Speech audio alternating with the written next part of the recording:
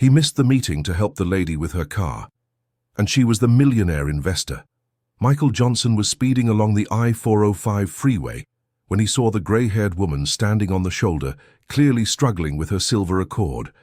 His company was on the brink of bankruptcy, and the meeting with investors scheduled in 15 minutes was his last chance to save everything he had built over 20 years of work. But when his eyes met the woman's through the car window, he simply couldn't accelerate.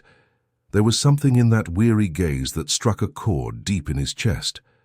Michael stopped the car a few yards ahead and walked back. "Are you having trouble, ma'am?" he asked, already loosening his tie. "Oh dear, this tire blew out right when I needed to get home the most," she replied with a smile that mixed gratitude and worry. "My grandson is waiting for me for lunch, and I don't even know where to start changing this thing." Michael glanced at his watch. 11:45. The meeting was set to start at noon sharp on Wall Street. Even with clear traffic, it would take at least 20 minutes to get there. But the expression on that woman's face reminded him so much of his own mother that he didn't hesitate. "Leave it to me. Everything will be fine," he said, taking off his jacket and rolling up the sleeves of his dress shirt. As he loosened the wheel bolts, Michael felt time slipping through his fingers like sand. Every passing second was another hope fading away. His educational technology company had started small, in his backyard, and now employed 150 people. They all depended on him to keep their jobs. "You seem in a great hurry," observed the woman, introducing herself as Mrs. Eleanor. "Do you have an important appointment?" "Yes, Mrs. Eleanor. A meeting that could save my company," Michael admitted without stopping his work. "But you can't stay here alone. New York City isn't a place for a woman your age to handle a problem like this without help." Mrs. Eleanor watched him with peculiar attention, as if studying every gesture, every word. There was something in her eyes that went beyond the simple gratitude of someone being helped by a stranger. "And if you missed that meeting because of me?" she asked with genuine concern. "Then it wasn't meant to be," Michael replied, though his stomach tightened with anguish. "My mother always said that when we help someone, the universe finds a way to help us too." The tire was more stuck than it seemed. Michael had to use all his strength to loosen the last bolt. His hands, accustomed only to keyboards and papers, began to ache. Sweat streamed down his face, staining his white shirt. "There you go, Mrs. Eleanor. Now you can continue your trip," he said, storing the flat tire in the trunk.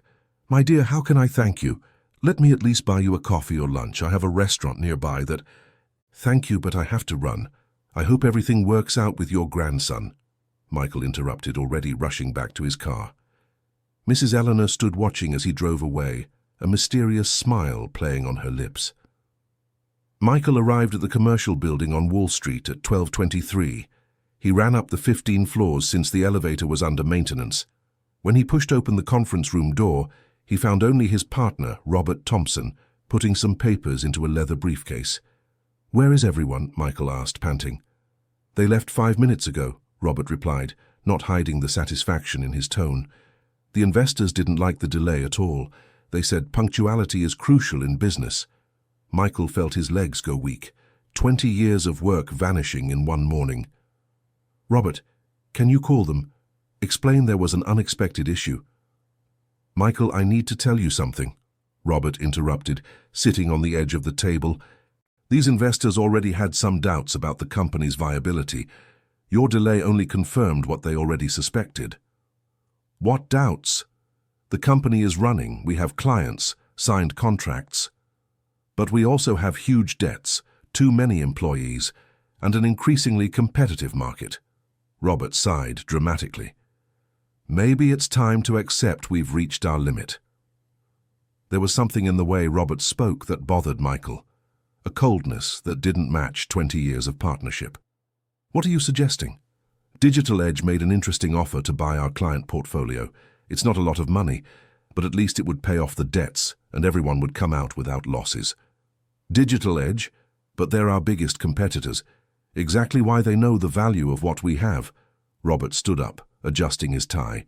"Michael, be realistic. Without new investment, we'll go bankrupt in 3 months. At least this way we save something." Michael left the meeting feeling like the world had collapsed on his head. He wandered aimlessly through the streets of downtown Manhattan, trying to process everything that had happened. How could 20 years of work come down to one missed meeting because he helped an elderly lady with a flat tire? Dear listener, if you're enjoying the story, please take a moment to like and especially subscribe to the channel. It really helps us who are just starting out. Now continuing. That night, Michael could barely sleep.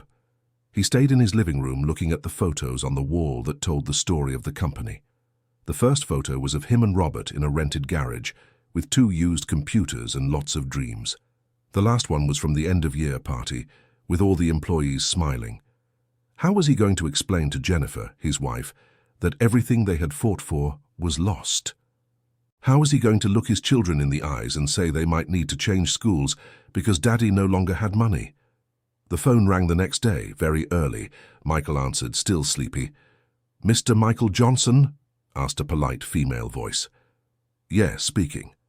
"My name is Amanda. I'm Mrs. Eleanor Richardson's assistant. She would like to invite you to lunch today if you're available." Michael was confused for a few seconds. "Sorry, but which Mrs. Eleanor?"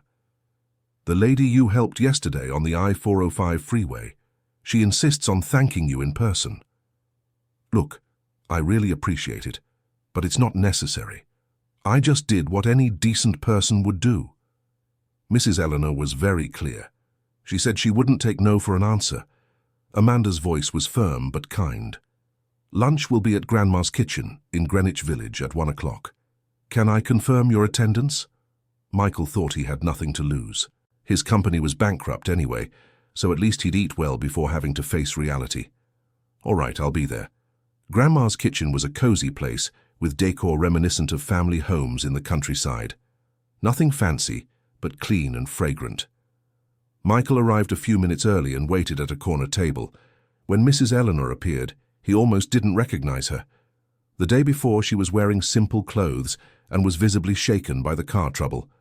Now, she wore a discreet but elegant business suit, hair neatly styled and a posture that conveyed confidence. "Michael, what a joy to see you again," she said, approaching with a warm smile. "Mrs. Eleanor, you look different today," he commented, standing up to greet her. "Oh, that's because yesterday I was coming back from the hospital. My daughter-in-law had a baby and I was a bit flustered with all the excitement," she explained, sitting down. "Today I feel more like myself." They ordered the daily special and chatted about trivial matters while waiting for their food. Mrs. Eleanor showed genuine curiosity about Michael's life, asking questions about his family, his company, his dreams. "You mentioned yesterday that you have an educational technology company. That must be an interesting field," she commented. "It was interesting," Michael corrected with bitterness. "I guess not anymore." "Why do you say that?" Michael hesitated. He wasn't used to opening up to strangers, but there was something about Mrs. Eleanor that made him feel at ease. "I missed a very important meeting yesterday because of our encounter. They were investors who could have saved my company from bankruptcy." "I'm sorry," she said, seeming genuinely concerned. "And there are no other options?" "My partner thinks we should sell everything to the competition. At least that way we pay off the debts." "And do you agree with him?" "I don't know what to think anymore." Michael picked at his food without much appetite. "Sometimes I think Robert is right. Maybe I'm being too stubborn, trying to save something that's beyond saving." Mrs. Eleanor studied him for a long moment before speaking. "May I ask an indiscreet question? Why did you stop to help me yesterday, knowing you had such an important commitment?" "I can't really explain," Michael reflected. "I think it was instinct. My mother raised me saying we should always help those in need, regardless of the circumstances." "Your mother sounds like a wise woman."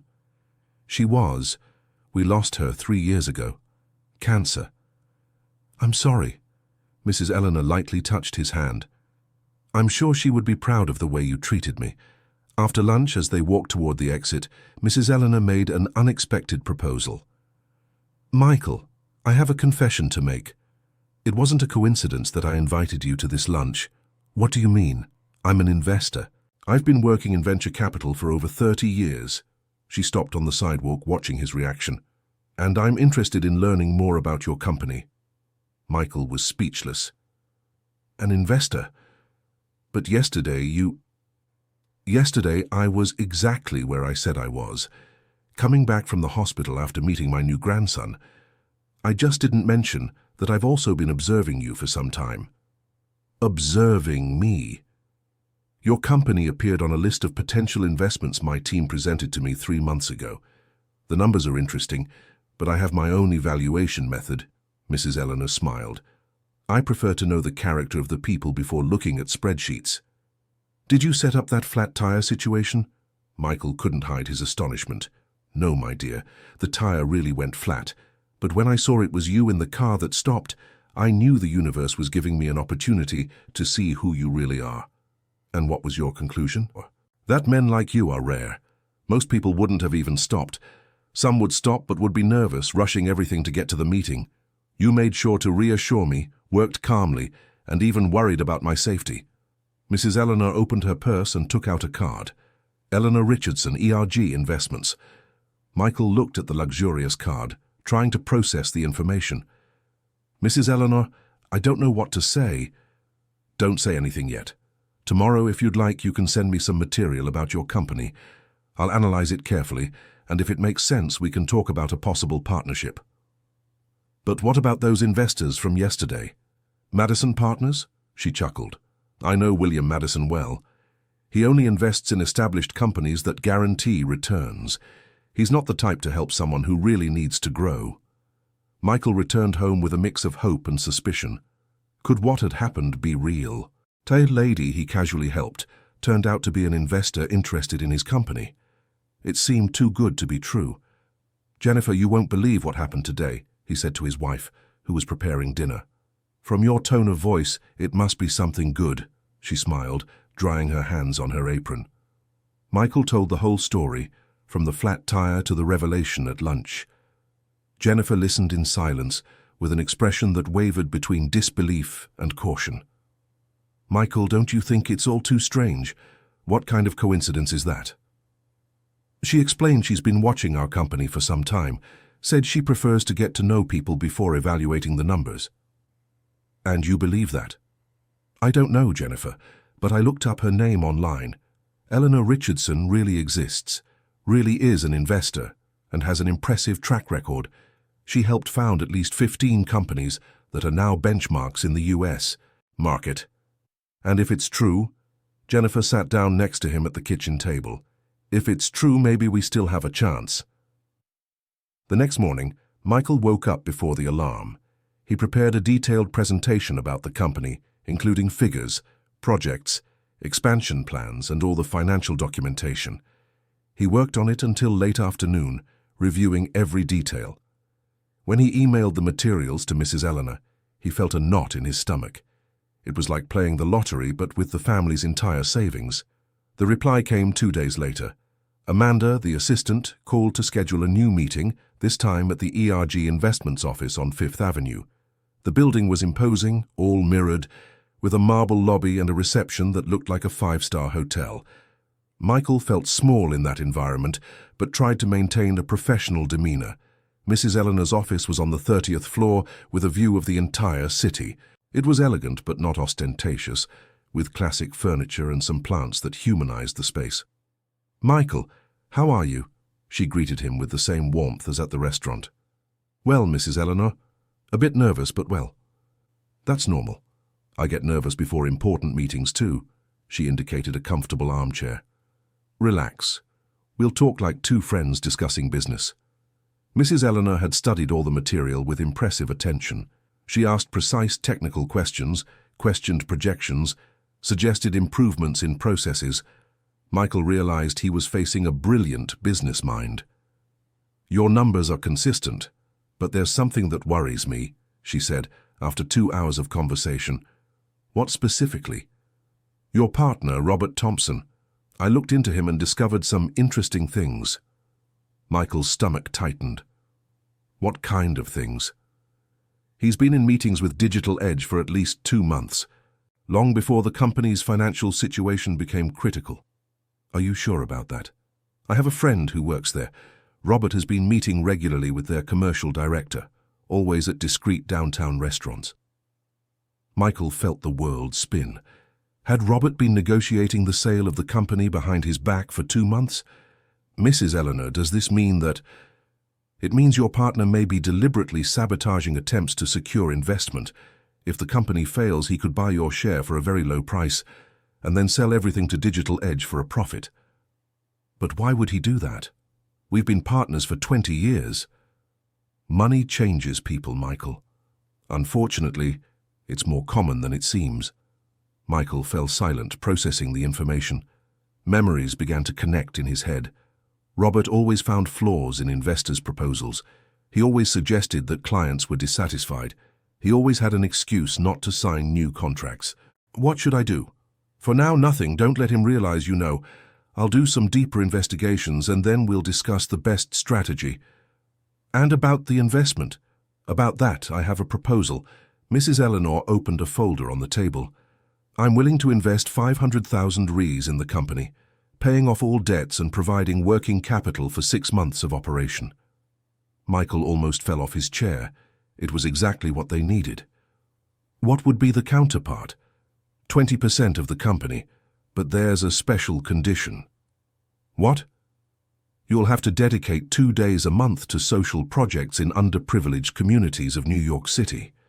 I want you to use your experience in education to help low-income youth develop digital skills. Michael was confused.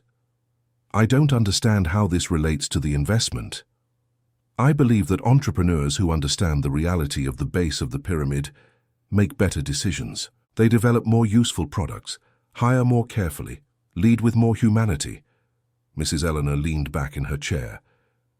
It's my way of ensuring that you remain the person who stopped to change my tire. I accept, said Michael without hesitation. Are you sure? Don't you want to discuss it with your wife, analyze the terms more carefully? Mrs. Eleanor, you just offered me a second chance when I thought everything was lost. And on top of that, you're proposing a way for me to give back to society. How can I refuse? She smiled and extended her hand. Then we have a deal. In the following days, while the lawyers prepared the contracts, Michael looked at Robert with different eyes. And the more he observed, the more he noticed signs that Mrs. Eleanor was right. Robert always went out for long lunches without explaining where he was going. He took calls whispering and hung up when Michael approached. He had a locked folder in his desk drawer, something he had never done in 20 years of partnership. A week later, during a team meeting, Robert made a suggestion that confirmed Michael's suspicions. Everyone, maybe it's time to accept that the market is too tough for a company of our size, he said to the whole team. Digital Edge made an offer to absorb our client portfolio. It's not ideal, but at least it ensures that everyone leaves with their labor rights up to date. Dear listener, if you're enjoying the story, take a moment to like and especially subscribe to the channel. It really helps us who are just starting out. Now, continuing. Michael felt his blood boil, but remembered Mrs. Eleanor's advice not to show that he knew anything. Robert, do you think that's the only way out? He asked, pretending to consider the idea.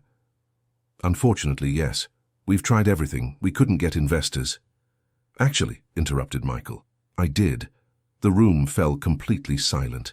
Robert looked visibly uncomfortable. You did? With whom? ERG Investments. Mrs. Eleanor Richardson is going to invest 500,000 Rs in the company.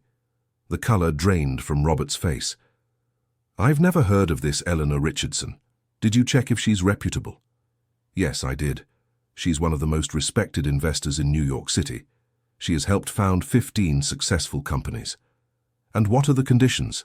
Robert's voice was tense. 20% of the company and some social clauses. Nothing that compromises our autonomy. Michael, I think it's hasty to accept any offer without proper analysis. Maybe we should consider Digital Edge's proposal too. Robert, you seem more interested in selling the company than in saving it. Why? That's not it. It's just that I don't want to see you get your hopes up with promises that might not come true. Michael noticed that the whole team was watching the tension between the two partners. He decided to end the meeting before the situation became more uncomfortable. Everyone, let's take a break. Robert, can we talk in private? When they were alone in the room, Robert tried to hide his nervousness. Michael, I'm just trying to protect you. You're too confident. Sometimes you don't realize when people are trying to deceive you. How do you know they're trying to deceive me? You don't even know the investor. It's just, well, serious investors don't just appear out of nowhere offering money. There's always some hidden interest. Like with Digital Edge? What do you mean? Robert, how long have you been talking to them? Robert's silence was a confession. Michael, I can explain. How many times have you met with them in recent weeks? Look, they approached me, not the other way around. They said they were interested in a possible merger. Merger or acquisition? It depends on how you want to see it. Robert, we've been partners for 20 years. Why didn't you tell me they had approached you? Because I knew you'd refuse without even hearing the proposal. You're too stubborn sometimes. Or because you'd already decided you wanted to sell my share of the company without consulting me. Robert stood up from his chair, clearly agitated. Michael, you're being paranoid. Maybe the pressure from recent months is affecting your judgment. My judgment is perfectly fine. The problem is, I've finally seen who you really are. What does that mean? It means I accept Mrs. Eleanor's investment, and if you don't agree, I'll buy your share of the company. With what money? With the investment money. Robert realized his plan had been discovered. The mask of concern fell away, replaced by a cold expression Michael had never seen on his old friend's face. You'll regret this, Michael. This so-called Eleanor will deceive you, and you'll lose everything. If I lose, at least I'll lose fighting for something I believe in, not by selling out under the table to the competition. Robert left the room, slamming the door. Michael was left alone, reflecting on how blind he had been for so long. The clues were all there, but he had chosen to trust his friend instead of his own instincts. The next day, Mrs. Eleanor called with troubling news. Michael, I need to see you urgently. We've discovered something about your partner that changes everything. They met at the same cafe in Greenwich Village. Mrs. Eleanor arrived accompanied by a younger man who introduced himself as Attorney Gregory, a specialist in business law. Michael, things are worse than we imagined, began Mrs. Eleanor. Robert isn't just negotiating with Digital Edge. He created a shell company and has been diverting funds from your company for at least 6 months. What do you mean, diverted? Gregory opened a folder with documents. Fake contracts with a consulting firm that doesn't exist. Payments for services that were never rendered. In total, about $200,000 were diverted. Michael felt nauseated. That's theft. Technically, yes, confirmed Gregory.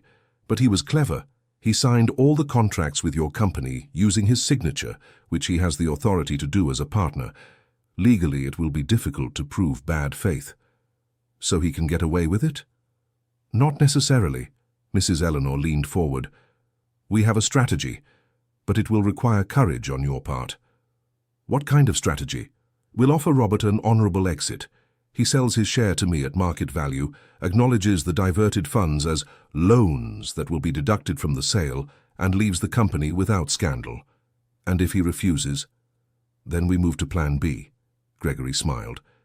We have auditors ready to examine all contracts from the last 2 years, and we have contacts in the business world who can make his professional life very difficult if the story leaks. You'd do that for me? Michael, it's not for you, said Mrs. Eleanor. It's for what's right. Robert betrayed the trust of a 20-year friend for money. That kind of person shouldn't go unpunished. Besides, added Gregory, if we don't do anything, he might try the same thing with other partners in the future. Michael agreed with the plan.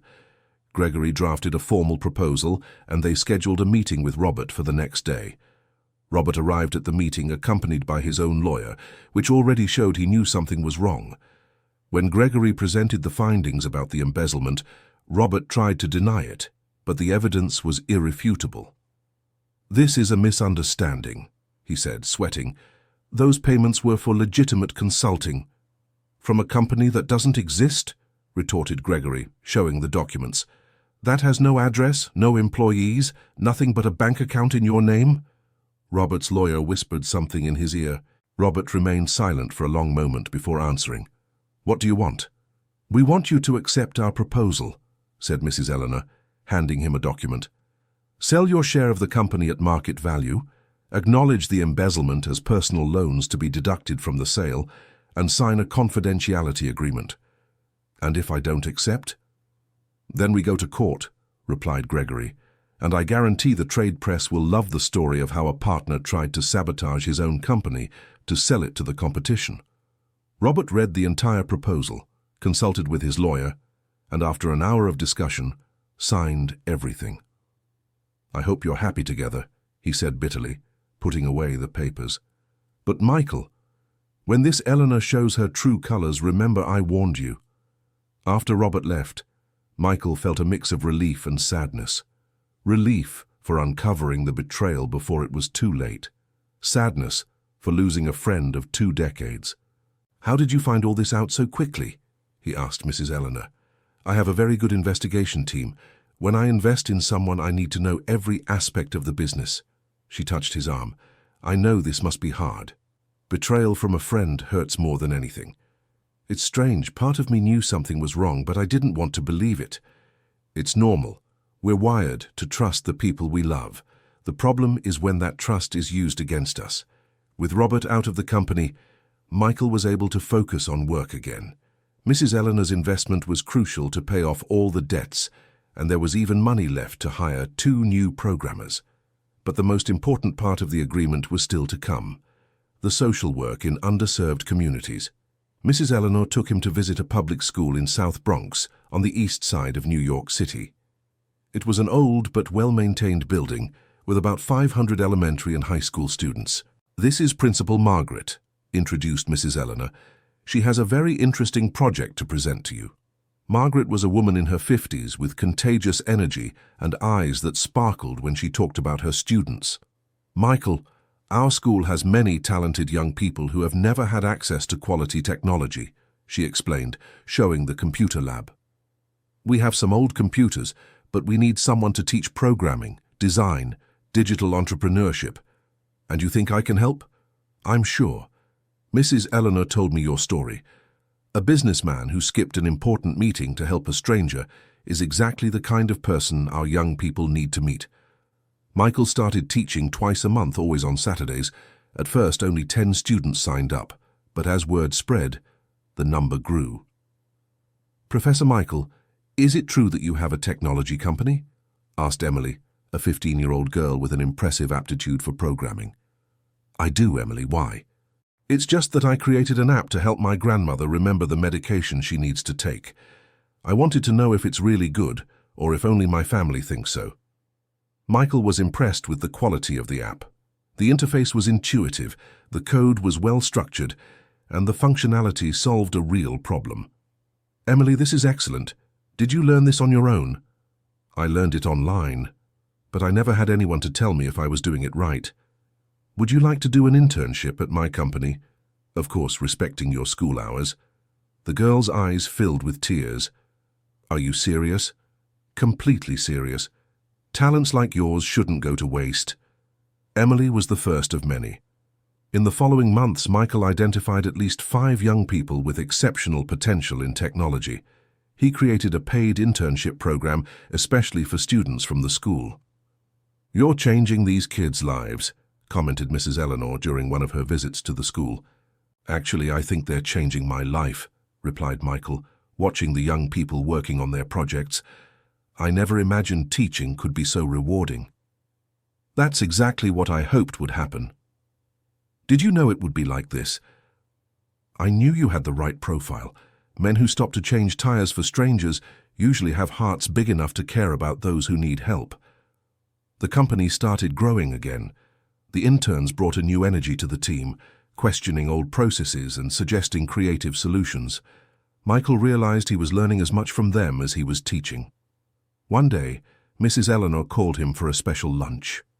I have a confession to make, she said with a mysterious smile. Another confession, Michael joked. My car tire didn't just happen to go flat that day. Michael nearly choked on his juice. What do you mean?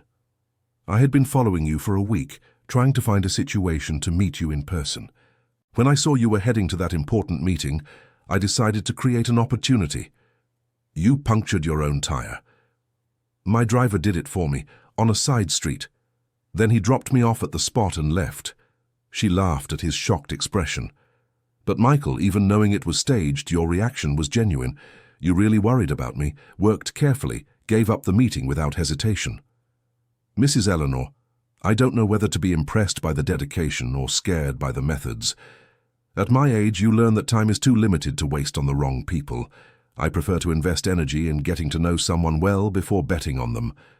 And if I had just driven by that day, then I'd know you weren't the person I thought you were and move on to the next candidate on the list. There were other candidates? There were. But you were the only one who passed the test. Michael fell silent, processing the information. I don't know if I should feel special or manipulated. Feel special. What I did was just create a situation. The reaction was all yours. 6 months after the investment, the company was growing so fast that Michael had to rent an entire floor of a commercial building. The team had doubled in size, and they had contracts with some of the largest private schools in New York City. Michael, we have a problem, said Amanda, who now worked part-time as the company's financial coordinator. A good problem, but still a problem. What kind of problem? The Horizon Foundation has contacted us. They want to learn about our social work and evaluate the possibility of an investment for international expansion. The Horizon Foundation? How did they hear about us? Mrs. Eleanor has connections in places you can't even imagine, Amanda smiled. She mentioned our project at a conference in San Francisco and caught their attention. International expansion is way too serious. I'm not sure we're ready. That's exactly the problem. An opportunity that's too big can be just as dangerous as a problem that's too big. Michael talked with Mrs. Eleanor about the Horizon Foundation's proposal. What do you think I should do? I think you should follow your instinct. What is your heart telling you? It's telling me it's an amazing opportunity, but maybe it's too early. We're still learning how to do it right here in the United States. Then you already have your answer. But what if it's the only chance we'll get? Michael, I've learned one thing in 40 years of business. Good opportunities always come back. And when they do, it's because you're more prepared to take advantage of them. Michael decided to politely decline the Horizon Foundation's proposal, explaining that they preferred to consolidate their work in the United States before embarking on an international expansion. The Foundation's response surprised everyone. They weren't offended. On the contrary, they became even more interested. We rarely find entrepreneurs who have the maturity to turn down money when they know they're not ready, wrote the Foundation's program director. We'll wait. When you feel prepared, the conversation continues.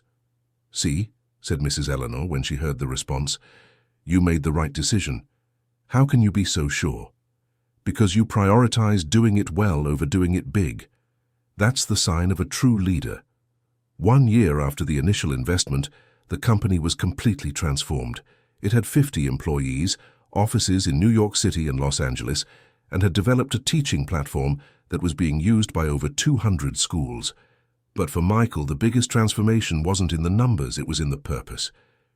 You know what the best part of this whole year was? He said to Jennifer during a dinner at home. What? Discovering that success isn't just money in the bank. It's waking up every morning knowing that the work you do matters to someone. You've changed a lot, you know, she smiled. You're lighter, happier. Robert's betrayal taught me that I can't trust everyone, but Mrs. Eleanor's investment taught me that there are still good people in the world. And the work at the school? It taught me that teaching is one of the most rewarding things there is.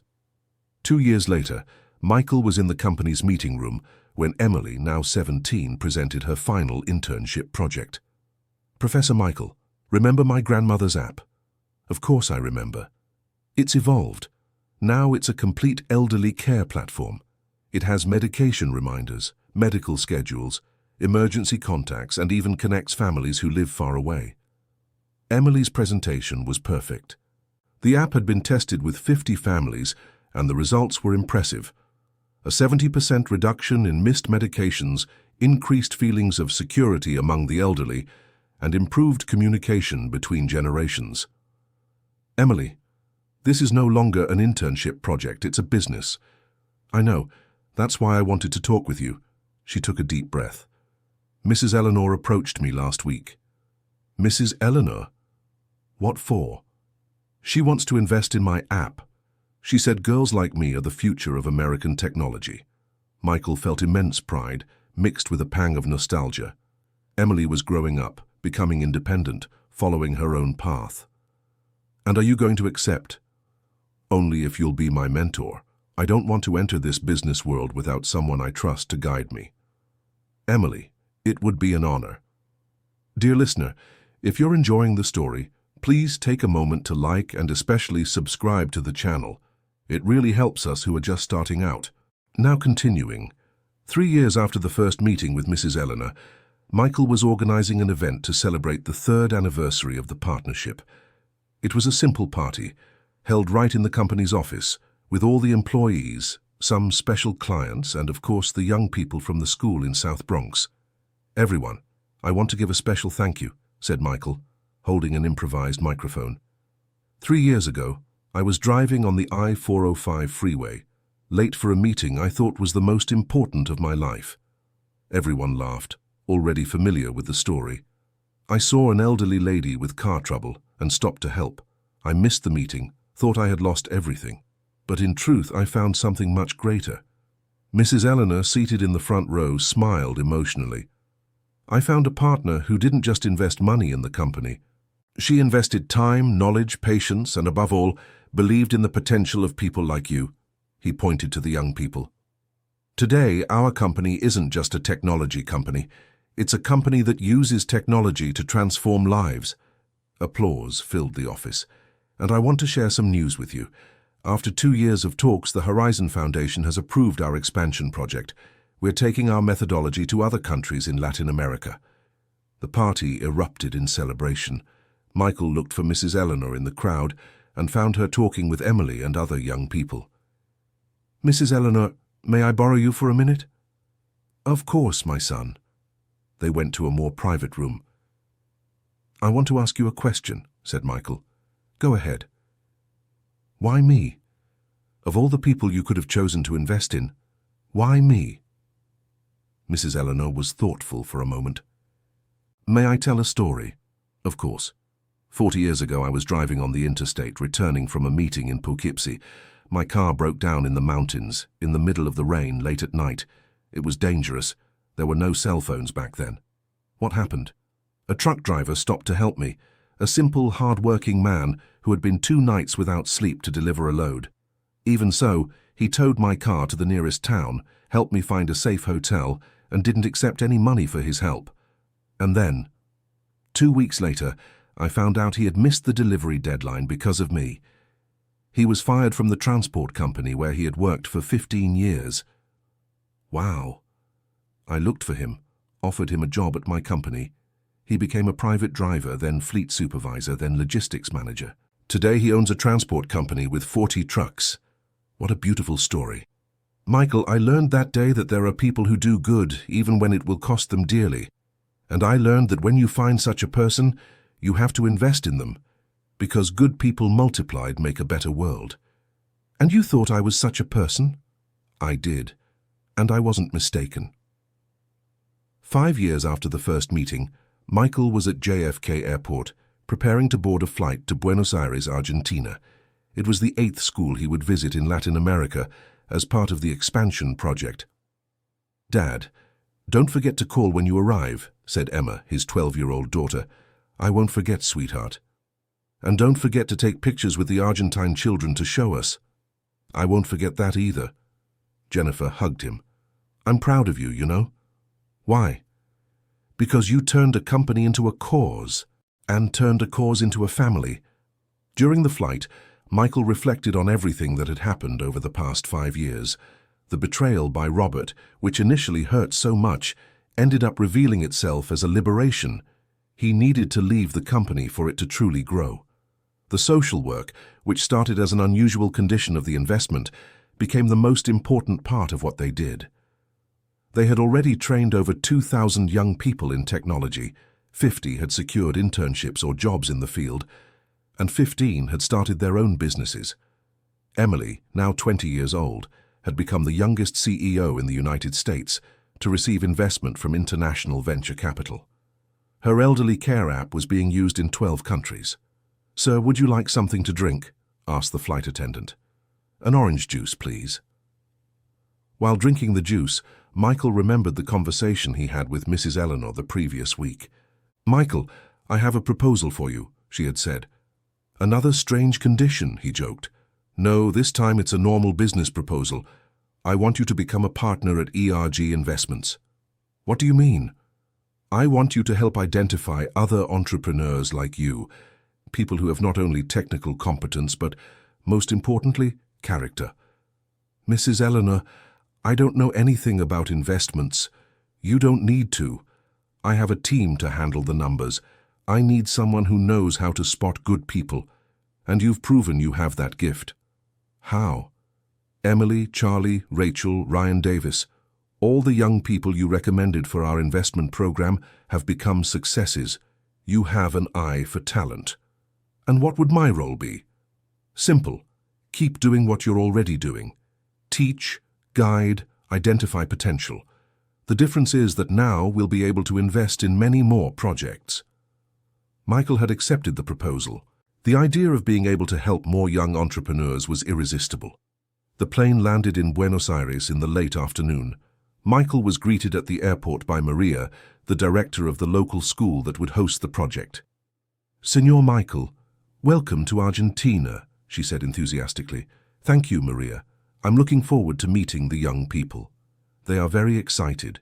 They've never had contact with an American businessman working in educational technology." On the way to the hotel, Maria told him about the reality of the community where the school was located.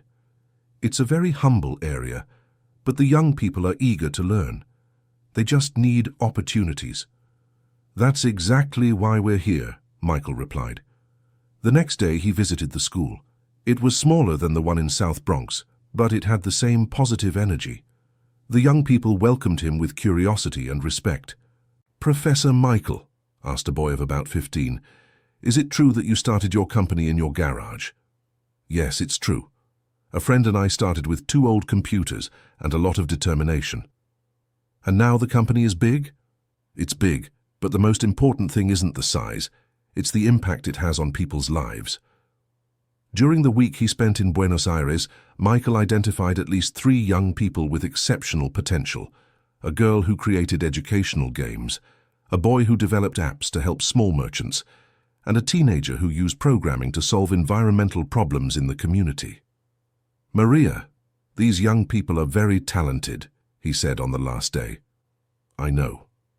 But here they don't have opportunities to develop their talents." "Then let's create the opportunities. Starting next month, we'll have an online mentorship program, and the 3 most promising will receive scholarships to visit our company in the United States." Maria's eyes filled with tears. "Really?" "Absolutely. Talent shouldn't be wasted for lack of opportunity." On the flight back to the United States, Michael called Mrs. Eleanor. "How was the trip?" she asked. "Incredible. I found at least 3 young people who could change the world if they get the right support." "Great. I'll set aside resources to invest in them right away." "Mrs. Eleanor, can I ask a personal question?" "Of course. Why did you never remarry? Never have children?" There was a long pause on the line. "I did have a son, yes. I lost him in an accident when I was 25. He was driving home after a party. I'm so sorry, I didn't know. After that, I could never form another family. I channeled all my maternal energy into caring for the entrepreneurs I invest in. Is that why social work was so important to you?" "Exactly. When I see young people like you, like Emily, like the kids from the school, I feel like I'm honoring my son's memory. He would be your age today." Michael finally understood why Mrs. Eleanor invested so much time and energy in people. It wasn't just business. It was maternal love channeled into doing good. "Mrs. Eleanor, you saved my life that day on the I-405. No, my son, you saved mine. Giving purpose to a life that was losing meaning is the greatest gift anyone can receive." 10 years after their first meeting, Michael was at the graduation ceremony of the first class of the School of Social Entrepreneurship they had created. It was an ambitious project, an institution that trained young people not only in technology, but in how to use technology to solve social problems.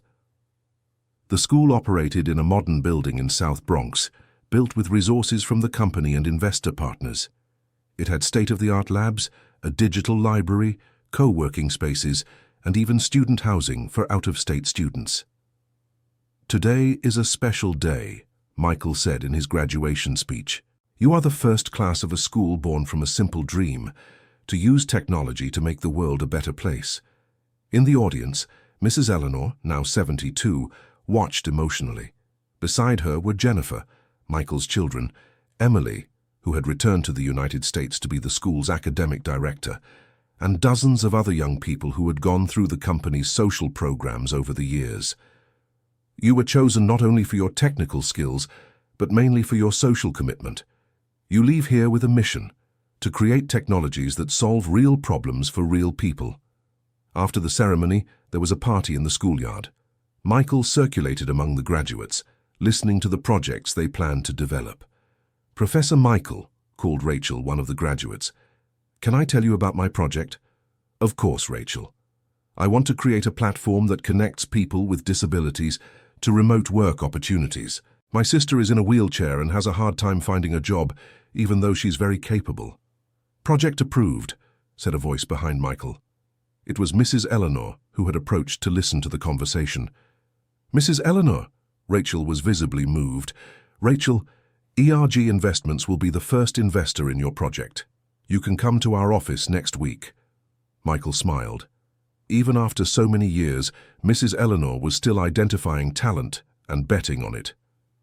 Later, as the party was winding down, Michael and Mrs. Eleanor walked together through the schoolyard. "Remember when you said I'd have to dedicate 2 days a month to social work?" he asked. "I do. You thought it was strange at the time. Now I dedicate 2 days a week, and I still think it's not enough." "That's because you discovered the secret." "What secret?" "That helping others is the most effective way to help yourself. When you invest in someone's growth, you automatically grow too." "It's true. I learn more from teaching than I did studying alone. And do you know the best part?" "What?" "It multiplies. Every person you help will help others. Every young person who went through our school will train other young people. It's an investment that pays interest forever." They stopped in front of a bronze plaque at the school's entrance, Eleanor Richardson and Michael Johnson School of Social Entrepreneurship, founded in 2030. Mission: to train young people who use technology to make the world a better place. "Mrs. Eleanor, I still can't believe you put my name next to yours on this plaque." "Why not? You're the one who turned the dream into reality. You're the one who planted the seed. Seeds only grow in good soil, Michael, and you have the best soil I've ever found, a generous heart."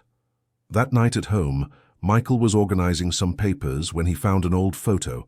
It was of him and Robert on the company's first day over 20 years ago. Two young men full of dreams and energy. Jennifer approached and saw the photo. "Do you ever miss him?" "I miss the person I thought he was," Michael replied. "But I don't regret what happened. If it weren't for his betrayal, I never would have met Mrs. Eleanor. And without her, none of this would exist. Have you ever wondered what your life would be like if you had passed straight through on the I-405 that day?" "Yes. I probably would have gotten the investment from those other guys. The company would have grown conventionally and I'd be rich but empty." "And do you prefer how it turned out?" 1,000 times over. Wealth without purpose is just numbers in the bank. Purpose with wealth is the ability to change the world. The next day, Michael received an unexpected call. "Hello, Michael?" "It's Robert." Michael nearly dropped the phone. He hadn't spoken to Robert in over 10 years. "Robert, how did you get my number?" "I looked it up online." "Michael, we need to talk." "About what?" "About what happened between us, about the choices I made, about a lot of things." Michael was silent for a moment. "Robert, it was a long time ago. I don't think—" "Please, it's important to me. I can meet you wherever you want, whenever you want." "All right, tomorrow, 3 o'clock in the afternoon, at the cafe in Greenwich Village where Mrs. Eleanor and I first met." "Thank you, Michael. Thank you so much." The next day, Michael arrived at the cafe before the scheduled time. He was nervous, not knowing what to expect from the meeting. Robert arrived promptly at 3.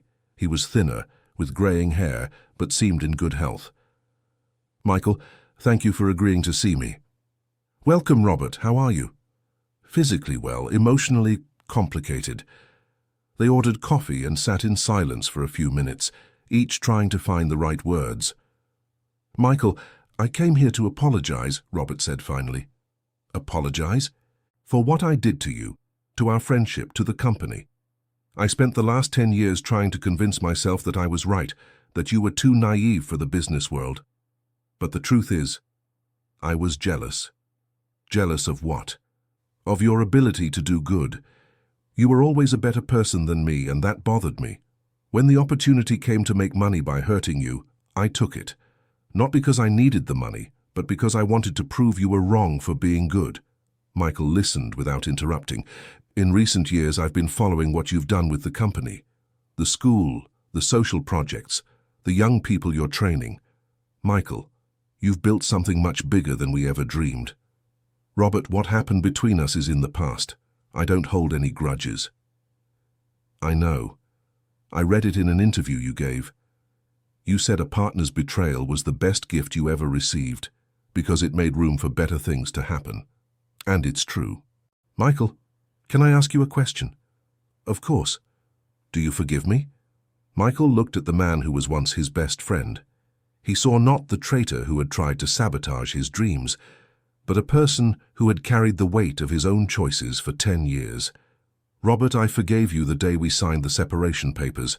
Holding on to anger is like carrying a stone in your backpack. It only hurts the one who carries it." Robert began to cry. "Thank you. You have no idea how much these words mean to me." "And you, Robert? How's your life going?" "Complicated. After I left our company, I tried a few businesses. Some worked out, others didn't.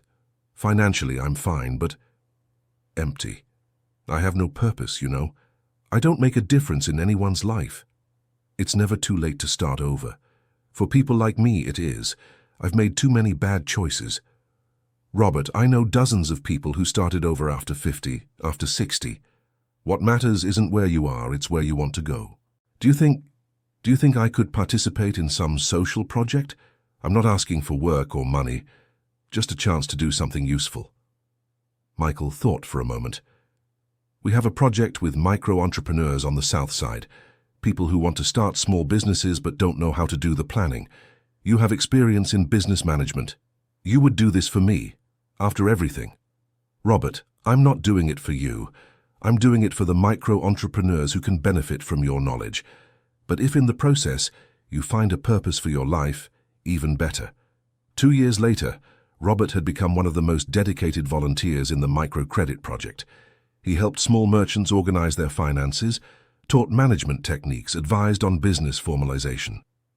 "Michael, I want to show you something," he said during a team meeting. "What is it?" "Mrs. Gloria, that lady who sells lunchboxes at the Port Authority bus terminal. Remember, she wanted to formalize her business. I remember. She got her EIN, rented a small commercial space, hired an employee. Her revenue tripled in 6 months. That's great. And you know what she told me yesterday? That her dream now is to open a cooking school to teach other women to start food businesses. Robert, that's what happens when you plant good seeds. They sprout and generate other seeds. I understand now why you got rich by being good. Actually, you became good by being rich." "What do you mean?" "Rich in purpose, rich in meaning, rich in genuine relationships. The money was just a consequence." End of story. So, dear listener, what did you think of this incredible journey of Michael and Mrs. Eleanor? A story that began with a simple act of kindness on the road and turned into a life lesson about the true meaning of success. Would you have stopped to help a stranger knowing you'd miss the most important meeting of your life? Leave your opinion in the comments and tell us if you've ever experienced a similar situation. Don't forget to like and subscribe to the channel so you don't miss other moving stories like this one.